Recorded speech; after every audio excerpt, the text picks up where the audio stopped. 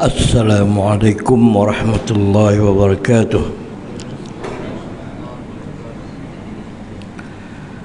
Bismillahirrahmanirrahim. Wassalatu wassalamu ala Rasulillah wa ala alihi wa sahbihi man tabi'ahu wa wala, amma ba'd. Fa inna asdaqal hadithi kitabullah wa khairal hadi hadi Muhammadin sallallahu alaihi wasallam. Wa syarrul umuri muhdatsatuha wa kullu muhdatsatin bid'ah wa kullu bid'atin dhalalah, wa kama qala alaihi salatu wassalam.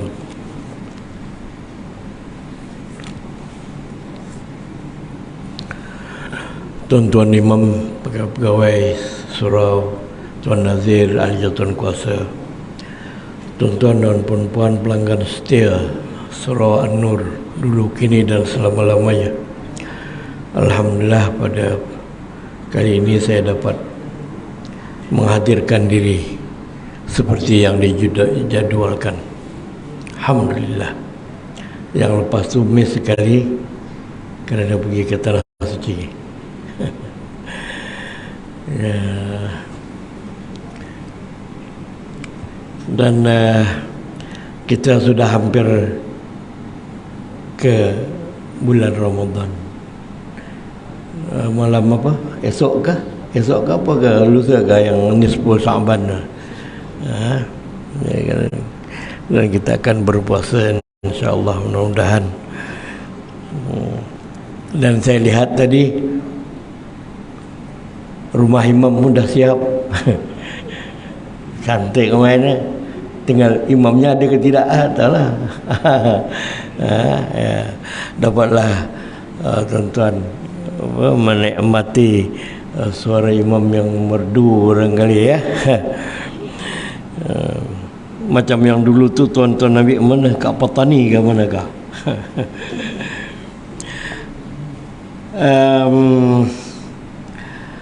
Kita sudah menghatamkan ataupun sudah selesai membicarakan mengenai sifat 20. Tinggallah hafal ke tidak lagi, itulah yang eloknya tu dihafalkanlah.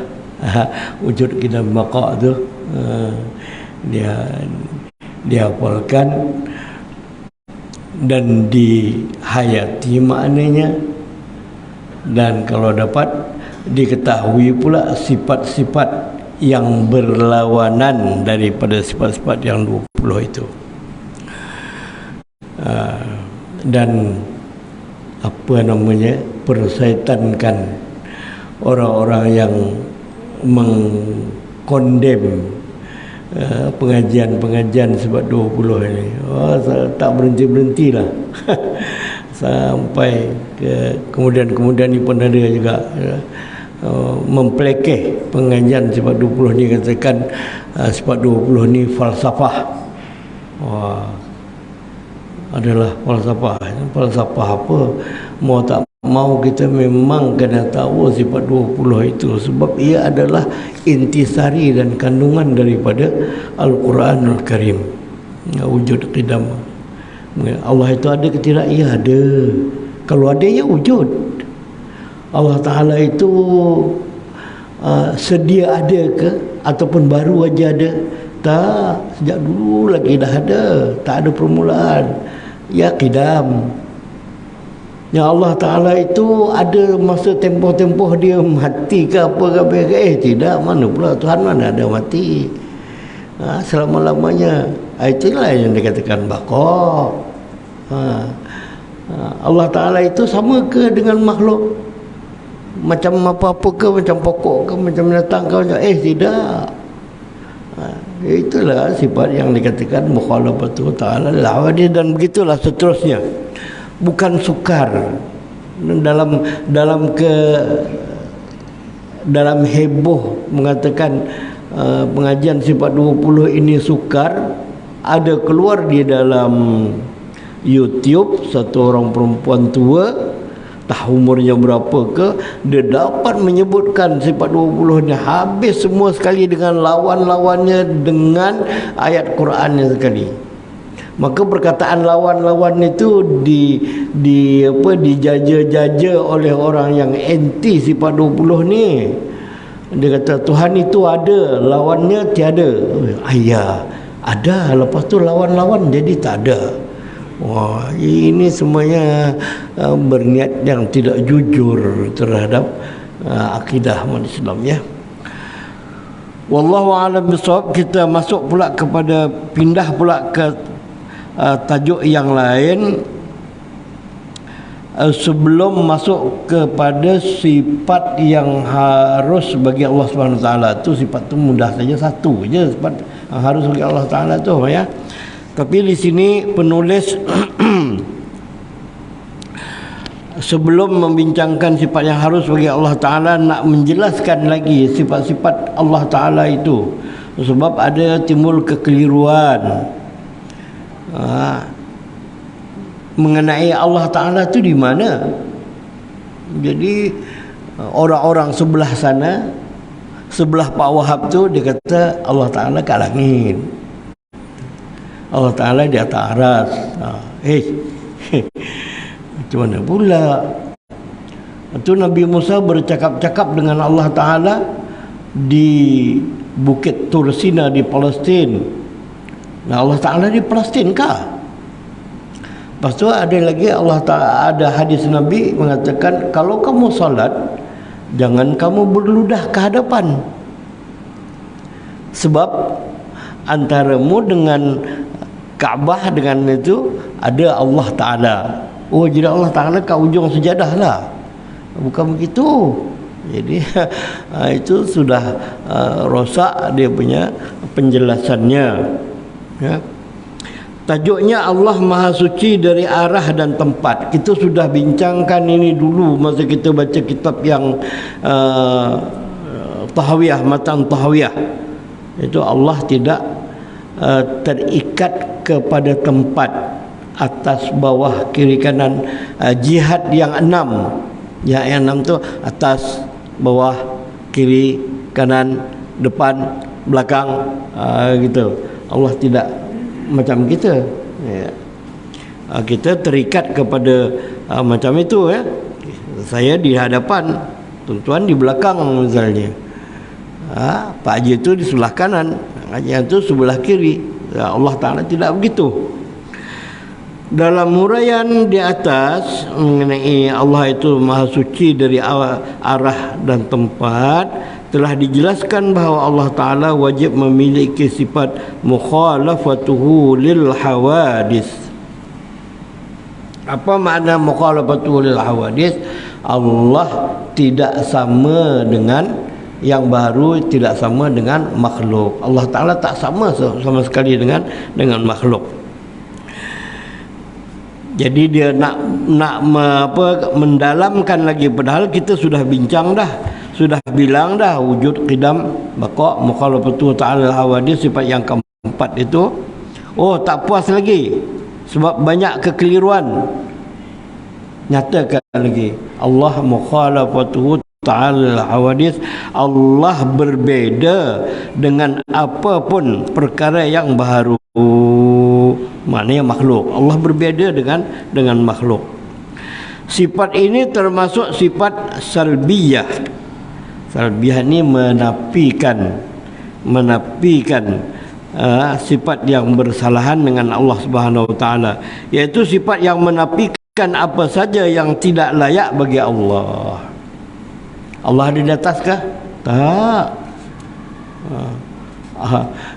Kadang-kadang dia orang keliru juga, orang sebelah sana tu keliru. Allah kat mana? Kat langit.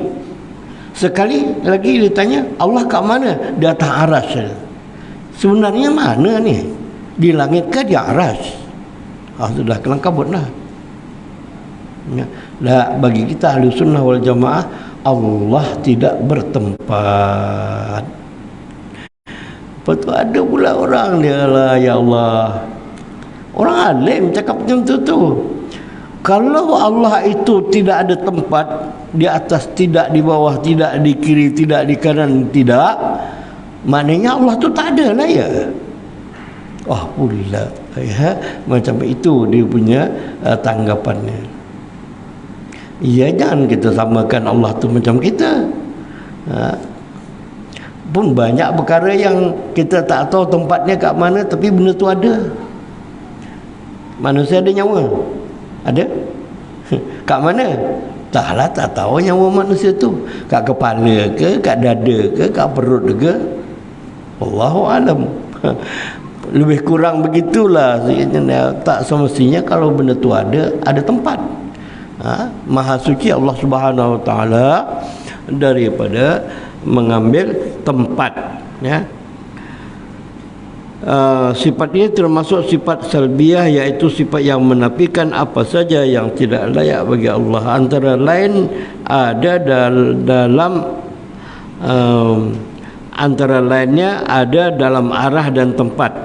Jadi Allah tu tidak ada di arah mana dan di tempat mana. Allah Maha Suci dari arah dan tempat. Lebih jelasnya, apakah dalil-dalil bahawa Allah ada tanpa arah dan tempat? Terdapat sekian banyak dalil, baik daripada Al-Quran ataupun hadis Nabi, dan dalil-dalil akal rasional yang menunjukkan bahawa Allah ada tanpa arah dan tanpa tempat. Yang pertama, firman Allah Subhanahu Wa Taala, laisa kamitslihi syai'. Tiada ada suatu pun yang serupa dengan Allah. Kalau Allah itu serupa dengan makhluk, adalah tempat. Ini tidak, tak ada apa yang sama dengan Allah Subhanahu Wa Taala. Ayat ini adalah ayat yang paling tegas dalam menjelaskan kesucian Allah secara mutlak dari menyerupai apapun. Allah Subhanahu Wa Taala tidak menyerupai makhluk dari aspek apapun, sehingga Allah itu tidak butuh, tidak perlu pada tempat ini orang Indonesia. Pak Iqbal Yayin dari Indonesia, yang kita kata butuh tu apa ni, mencarut ni. Enggak butuh Pak. Kami pergi ke Indonesia tu kan, ini bapak kepala, kata itu. Bapak kepala tu mana ketua. Kami ni gelak, kepala bapak. Ya, lain padang lain belalang. Allah tidak butuh kepada tempat yang menjadi tempatnya, dan tidak butuh pada arah yang menentukan. Maksudnya Allah tidak memerlukan kepada tempat, tidak memerlukan kepada arah yang menentukannya. Keberadaan Allah Subhanahu Wa Taala tanpa tempat dan tanpa arah, seperti yang dikatakan oleh Sayyidina Ali ibni Abi Talib, kana Allah wala makan wa huwa al-an ala ma alaihi kana. Allah Subhanahu Wa Taala itu ada sebelum adanya tempat. Belum ada tempat lagi, belum ada arah lagi. Arah ini kalau ada dia punya ya, tanda-tandanya, ada matahari, ada bangunan. Oh, Allah ni arahnya sana, di balik bangunan sana. Allah ini di sebelah utara, sebelah selatan. Tidak. Serina Ali kata Allah itu ada sebelum adanya tempat. Dan keredaan Allah sekarang dan keberadaan Allah sekarang seperti keberadaannya sebelum adanya tempat. Allah itu macam itulah daripada dulu lagi. Sebelum ada tempat-tempat ini, Allah memang tidak ada mengambil tempat. Dalil yang seterusnya, hadis sahabat Imran bin Husain radhiyallahu anhu an Imran ibni Husain qala Rasulullah sallallahu alaihi wasallam, kana Allah wa lam yakun syai'un ghairuhu. Artinya Rasulullah bersabda, Allah ada pada azali, dulu lagi, belum ada permulaan, keberadaan tanpa permulaan, dan belum ada suatu pun selain padanya. Masa itu apa-apa pun tak ada lagi, hanya Allah sahaja. Hadis di atas memberikan penjelasan bahawa Allah itu ada pada azali, keberadaan tanpa permulaan, ketidak ada sesuatu apa pun bersamanya. Masa itu belum ada apa-apa lagi, Allah dah tetap dah ada. Takkan Allah belum ada lagi? Mana Allah ada? Oh, maksud tu Allah belum ada lagi. Alam ni dah ada. Siapa yang buat? Siapa yang mengendalikannya? Tidak begitu ya. Allah memang sejak dulu lagi, sejak orang kata sejak azali lagi telah ada. Belum ada angin, belum ada cahaya, belum ada terang, gelap, belum ada aras, belum ada langit, belum ada manusia, jin, malaikat, waktu, tempat dan arah. Demikian, dengan demikian berarti Allah itu ada sebelum terciptanya tempat dan arah. Ini kalau tengok dalam YouTube tu, orang Arab lah, barangkali orang Arab yang kira pahaman yang sebelah sana lah, dia didik anak dia, masukkan dalam YouTube atau dalam TikTok gah, Allah ada tak? Siapa Tuhan kita? Allah. Siapa Nabi? Allah duduk kat mana? Kat langit, katanya. Dia ajarkan anak dia kecil-kecil lagi, Allah kat mana? Kat langit. Oh, macam tu ke?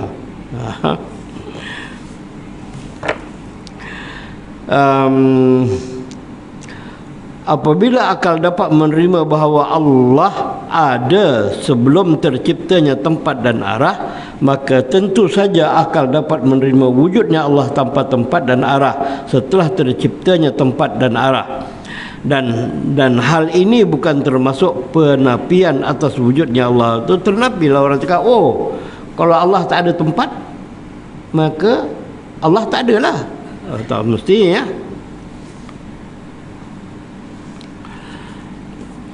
Panjang dia punya huraiannya mengenai ini.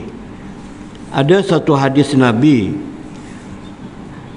an Abi Hurairah radhiyallahu anhu anna Nabi sallallahu alaihi wasallam ya'muruna idza arada ahaduna ay yanam ay yattaji'a ala shiqqihi al-ayman thumma yaqul.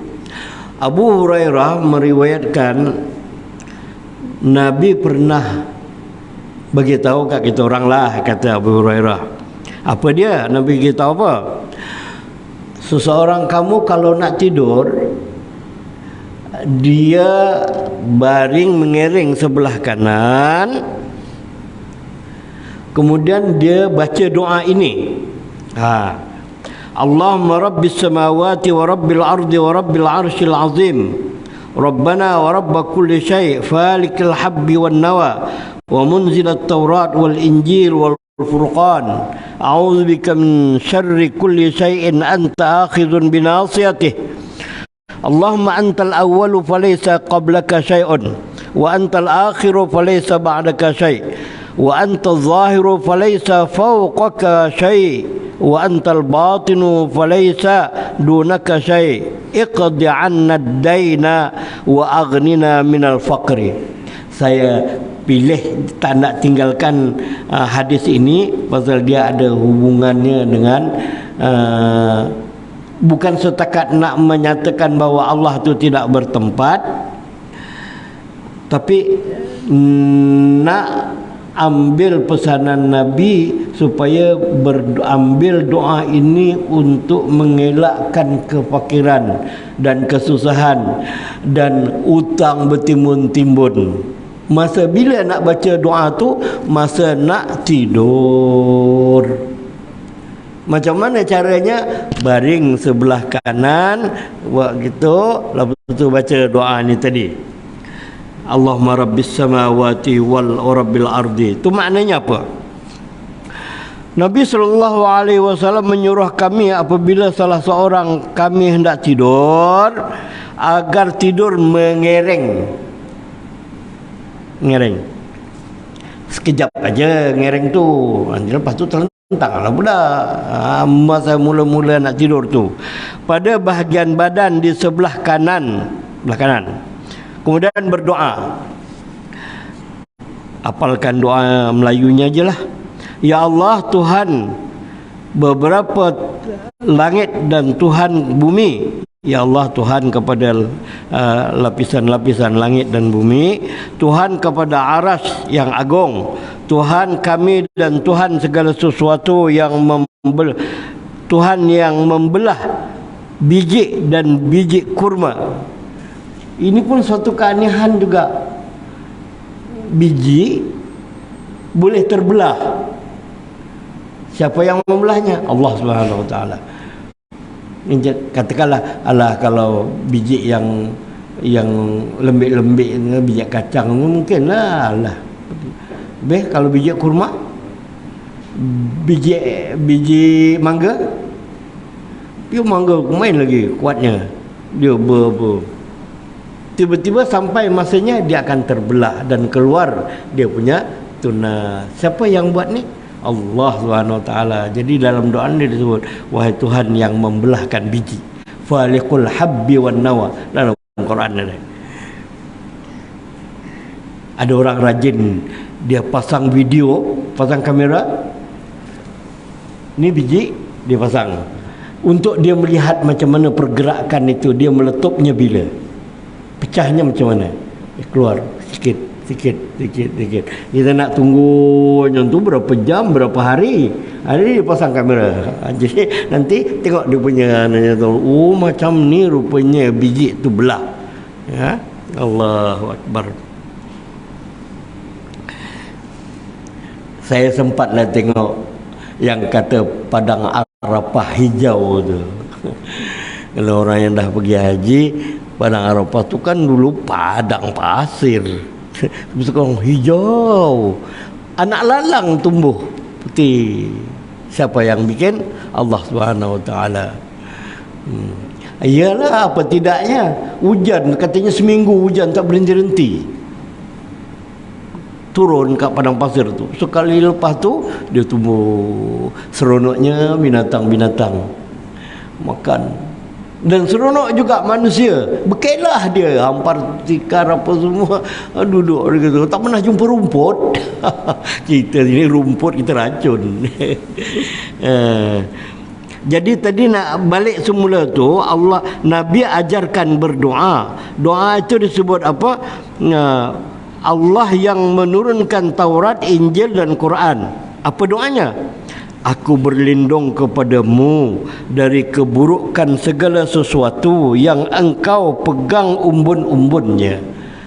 Ya Allah, aku berlindung kepada makhluk yang sebenarnya mereka itu dipegang umbun-umbunnya, maknanya di bawah kekuasaanmu, wahai Tuhan. Ya Allah, engkaulah yang maha awal, tidak ada sesuatu sebelum engkau. Engkaulah yang maha awal, tidak ada sesuatu sebelum engkau. Engkaulah yang maha akhir, tidak ada sesuatu sesudah engkau. Engkaulah yang zahir, yang segala sesuatu menunjukkan akan adanya.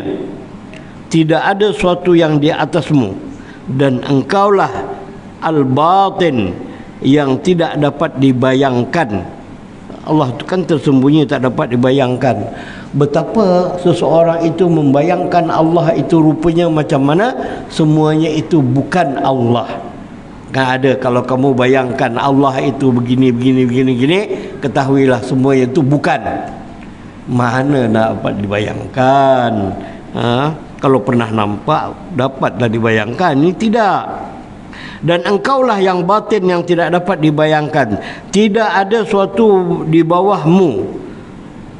Lepas tu doanya apa selepas memuji-muji Allah? Engkaulah begini, engkaulah begini, engkaulah begini, engkaulah begini. Masa baring tu tarik nafas, ya Allah, lunaskanlah hutang kami dan jadikanlah kami kaya, jauhkanlah kami daripada kefakiran.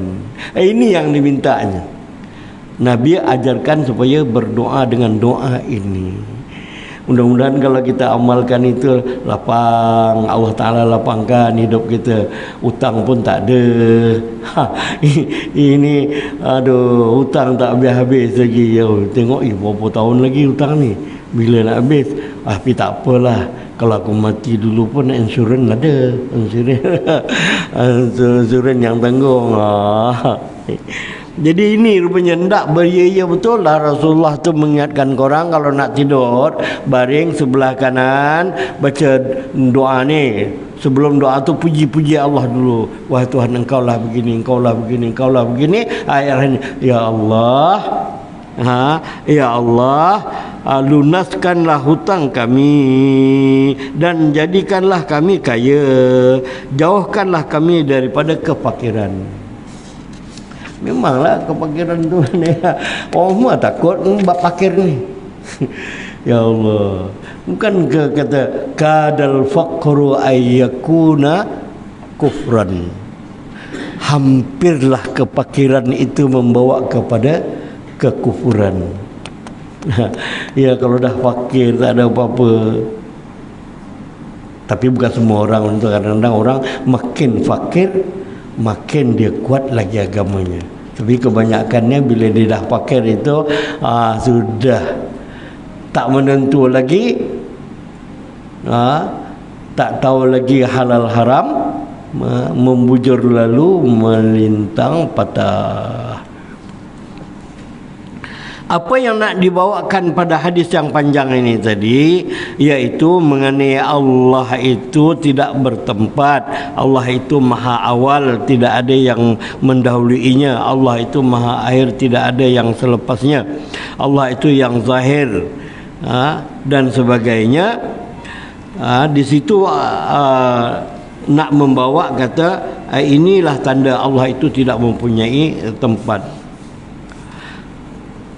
Hadis sahih di atas memberikan beberapa pesan. Pertama, sebelum tidur seseorang dianjurkan mengingat Allah dengan semua sifat-sifatnya yang berkaitan dengan tauhid. Sebelum tidur, Allah, takut tidur terus. Bagi esok orang dah azan dah, bukan abang ngaji ni sejuk pula. Kacau, rupanya dah keras. Allah, takut ya.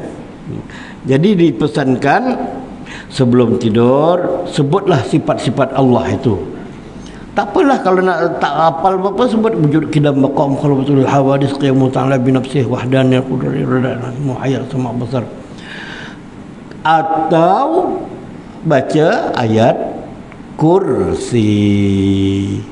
Itu baca ayat kursi itu menyebut sifat-sifat Allah yang maha agung.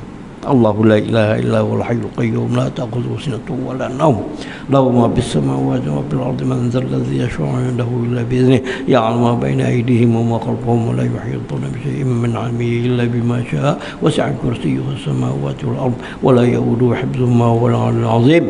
Kalau boleh ditiup ke tapak tangan. Tiup itu bukan setakat angin saja, ada sikit-sikit air liur. Sapukan ke badan. Tapi baca pun sudah dah bagus. Takut baca pun tak sempat, terus hanyut begitu saja. Tahu azan dah pagi esok, dah terjaga, ada azan subuh. Allah. Baca ayat kursi.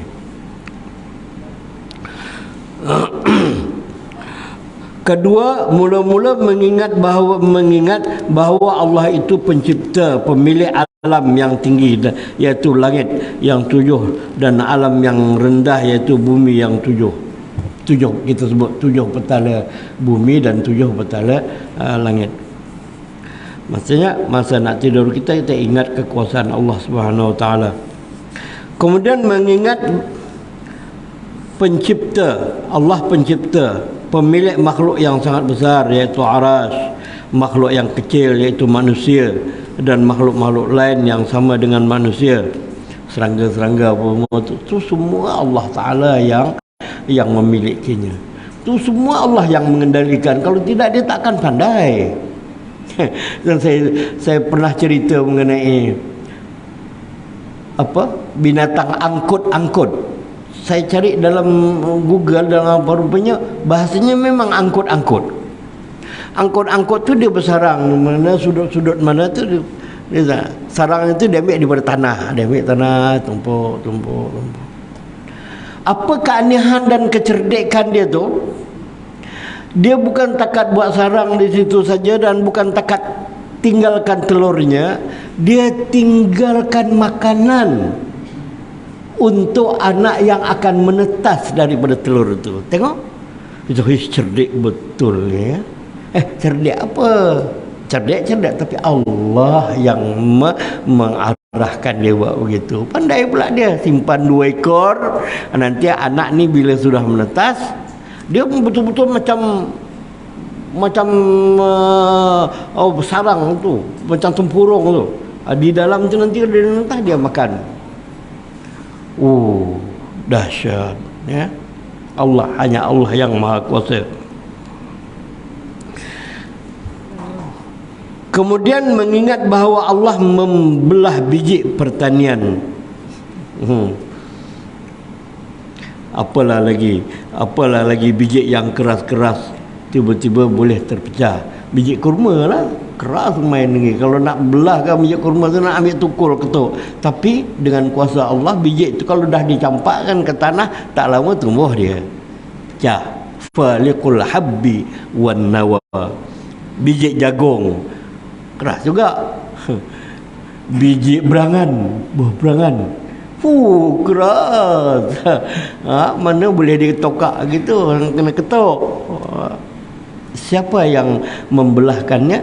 Allah Subhanahu wa taala. Tumbuh menjadi tanaman dan pepohon. Kemudian mengingat bahawa Allah menurunkan kitab Taurat, Injil dan Quran. Ingat itu. Ketiganya setelah mengingat keagungan Allah melalui sifat-sifat perbuatannya, kemudian berlindung kepada Allah dari keburukan segala yang berada dalam kekuasaannya. Minta lindung kepada Allah dari keburukan yang berlaku, yang akan berlaku semasa kita tidur. Kita tak tahu, hanyut tidur. Dikatakan ini orang-orang yang meruqyah itulah, orang menghantar sihir, menghantar apa tu masa tidur. Itu yang kita nak kena baca, kena dinding ataupun pagar diri kita. Macam mana caranya mendinding atau memagar? Bukan pagar ambil tu apa benda tu buat zinc ke apa, dah, dengan bacaan. Apa bacaannya? Tahassantu bihisni la ilaha illallah. Tiupkan belah kanan sekali, baca lagi tahassantu bihisni la ilaha illallah. Belah kiri pula ditiupkan. Niatkan memagar kiri kanan, atas bawah, depan belakang, supaya tidak dikenakan sihir pada masa tidur. Ini ajaran daripada Dr. Harudin. Allah yarhamuh. Wallahu alam.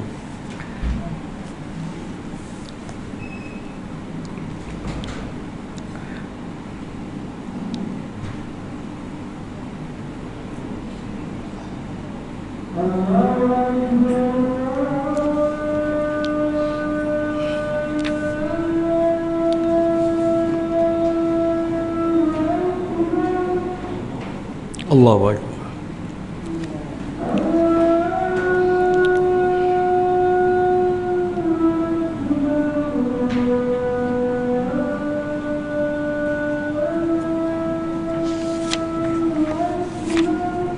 Allahu akbar, Allahu akbar.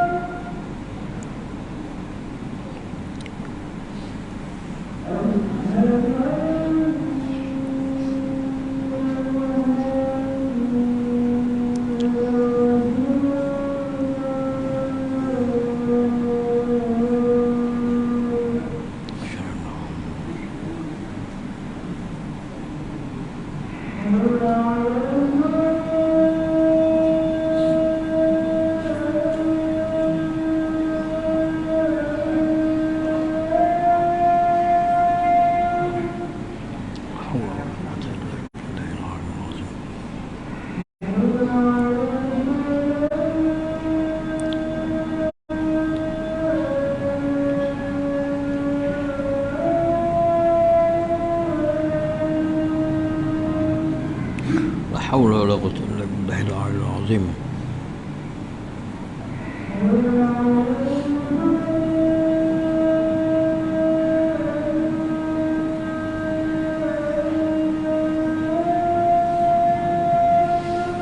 لا حول ولا قوة إلا بالله العلي العظيم.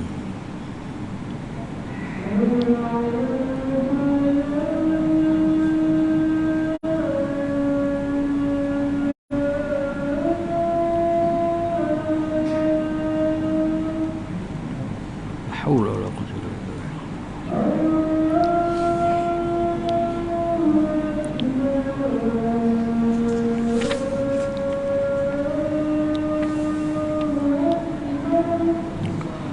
الله أكبر الله أكبر.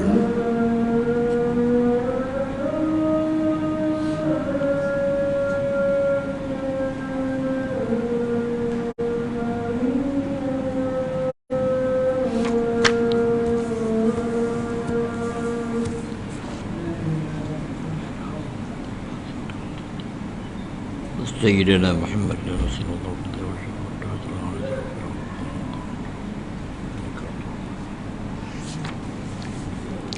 Sambung lagi sikit. Ada kenduri ke? Lalu bulan Sa'ban ni ada kenduri. Si ambang. Orang Jawa kata bulan ruah ya, bulan ruah, bulan arwah. Baiklah tuan-tuan, kita sambung lagi sikit mengenai Allah tu tidak mengambil tempat. Habis kalau Allah tidak mengambil tempat, Allah jadikan aras tu buat apa? Tempat Allah Ta'ala relax, tempat Allah Ta'ala berehat ke? Tidak. Ini Sayyidina Ali kata, Inna Allah khalaqal arsha izharan li qudratihi wa lam yattakhidhu makanan li zatihi. Sesungguhnya Allah menciptakan aras, makhluk yang besar, untuk menampakkan kekuasaannya. Bukan Allah jadikan itu tempat dia berehat. Allah jadikan aras itu menunjukkan ni bukti kekuasaan aku. Itu makhluk yang sangat besar aras itu. Wallahu alam. Jadi keyakinan bahawa wujud Allah tanpa tempat dan arah adalah kesepakatan Ahlus Sunnah wal Jamaah, akidah kita lah sejak generasi salaf yang saleh. Hal ini sebagaimana ditegaskan oleh ulama salaf, iaitu Imam Abu Ja'far At-Tahawi dalam matan Aqidah At-Tahawiyah, sudah kita pelajari dulu. Ta'ala Allahu 'anil hududi wal ghayat wal arkan wal adawat la tahwihil jihad asid kasairil mubtada'at. Maha suci Allah dari batas-batas bentuk kecil maupun besar, sehingga Allah tidak mempunyai ukuran sama sekali. Batas akhir, sisi, anggota, tepi, ya, anggota badan, besar kecil, ada tangan, ada muka, ada kaki, ada telinga, ada mata. Tidak. Maupun anggota badan yang kecil seperti mulut, lidah, anak lidah, hidung. Tidak. Yang adalah orang di bawah juga dia punya ni. Allah Ta'ala tu ada tangan. Tangan Allah tu ada jari tak? Ada. Oh pula. Berapalah jarinya? 5 tak cukup. Allah Ta'ala ni sibuk 5. Tidak. Ya, ada di dalam Quran atau dalam hadis menyebutkan Allah, ada menyebutkan tangan Allah, tapi bukanlah maknanya tangan secara literal, secara harfiah. Itu dengan makna yang lain. Kalau misalnya tangan Allah di bawah jamaah, tangan yadullah fauqa aydihim, tangan Allah di atas tangan mereka, maksudnya rahmat Allah di atas perpaduan rahmat Allah di atas orang-orang yang fauqal jamaah, di atas jamaah. Bukan tangan Allah tu berasa berat aja kata, berat dia kenapa ni? Rupanya tangan Allah atas kepala kita. Bukan begitu. Tak betul lah. Ya. Wallahu alam bisawab. Yang akan datang insya-Allah mengenai muhkamat dan mutasyabihat. Cuma di dalam bulan Ramadan ini kan ada satu hadis mengatakan Allah Ta'ala turun pada 1/3 malam. Itu pun nak kena jelaskan, kena terangkan apa pandangan ulama. Kita bukan menafikan hadisnya ataupun ayatnya.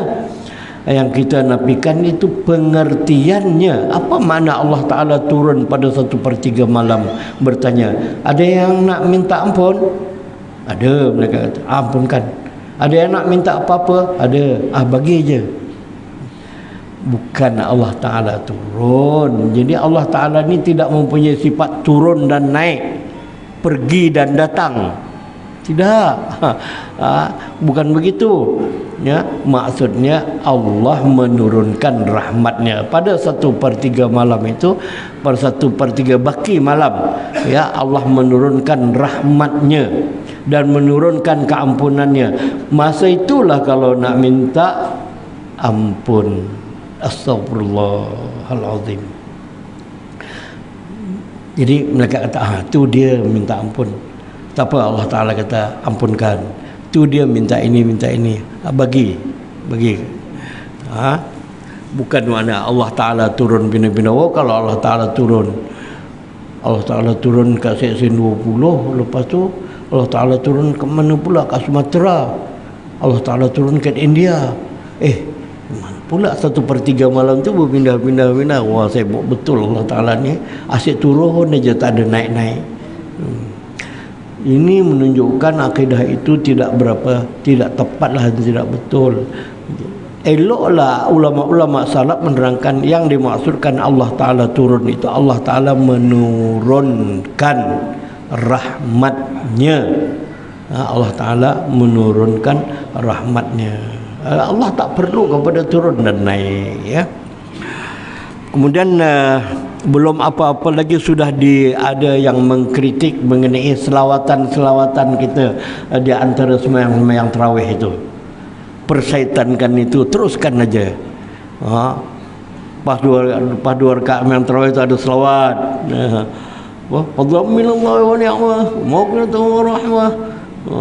La ilaha illallah wa la syarika lahu, lahul hamdu yuhyi wa yumiitu wa ala kulli syai'in qadir. Allahumma shalli ala Muhammad sallallahu alaihi wasallam. Bulan inilah yang kita banyak berselawat. Bulan-bulan lain terlupa. Banyak menyebut yang lain. Bulan ini kalau dah macam tu pun tak ada. Teruskan aja berselawat itu. Subhanallahil ma'bud, subhanallahil mawjud, subhanallahil hayyul ladzi la yanamu wa la yamutu wa la yafutu abada. Dilatih anak-anak muda pula. Yang dah sini tu berehat, ganti-ganti dengan budak-budak pula, meramaikan biar lancar. Apa tu tadi, berselawat di antara tarawih, di antara rakaat-rakaat yang 2 rakaat ataupun 4 rakaat. Allahumma inna nas'aluka ridhaka wal jannah wa na'udzubika, dan teruskan itu. Ini sudah diajarkan oleh ulama kita sejak daripada dulu lagi. Kemudian aja timbul. Di Mesir dia tak begitu.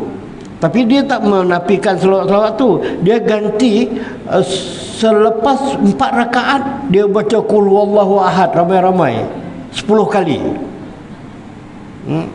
Lagi hebatnya. Kita tak larat dah. Bismillahirrahmanirrahim. Qul huwallahu ahad, Allahus samad, lam yalid wa lam yulad wa lam yakul lahu kufuwan ahad 10 kali. Nanti 4 lagi, 10 kali lagi, 4 lagi, 10 kali. Kalau baca 3 kali je qul huwallah ni, sudah pahalanya menyamai apa tuan-tuan? 1 khatam Al-Quran. Apalagi kau tu 4 10 kali, 4 10 kali, 4 10 kali. Wah, banyak betul lah kita malam tu. Rugilah. Itu yang dikatakan Ramadan ini musim panen. Orang Jawa kata musim mengutip hasil. Rebutlah dan kutiplah sebanyak-banyaknya. Mudah-mudahan kita sihat dan dapat bersama dalam Ramadan Karim ini. Bismillahirrahmanirrahim. Allahumma ftah qulubana qulul habibin. Allahumma nawwir qulubana binuri hidayatika kama nawwartal arda binuri samsika abadan abada birahmatika ya arhamar rahimin. Allahumma ballighna Ramadan. Allahumma ballighna Ramadan. Allahumma ballighna Ramadan. Wa sallallahu ala sayyidina Muhammad wa ala alihi wa sahbihi wasallam. Walhamdulillahi rabbil alamin. Taqabbalallahu minkum.